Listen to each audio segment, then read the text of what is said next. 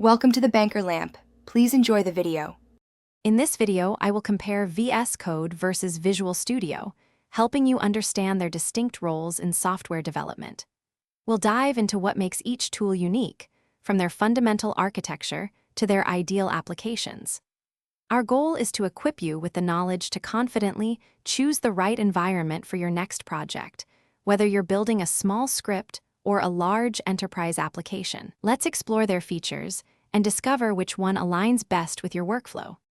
The primary distinction lies in their design philosophy.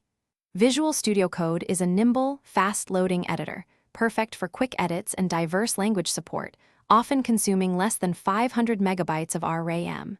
In contrast, Visual Studio is a robust, feature-rich IDE designed for complex projects, particularly within the Microsoft ecosystem.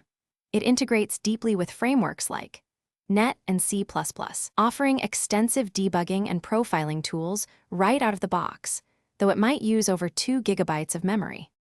When deciding, consider your project's scope and technology stack. For front-end web development, Python scripting, or working across different operating systems, VS Code's agility and vast extension marketplace make it a superb option.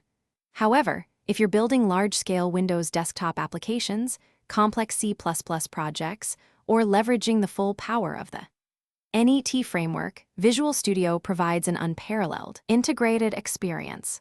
Each tool shines in its specific domain, catering to different developer needs. Performance-wise, VS Code typically launches in mere seconds and maintains a lightweight presence, ideal for quick tasks. Visual Studio, with its extensive feature set, may take a bit longer to load, but it offers optimized performance for large solutions, handling hundreds of thousands of lines of code with ease.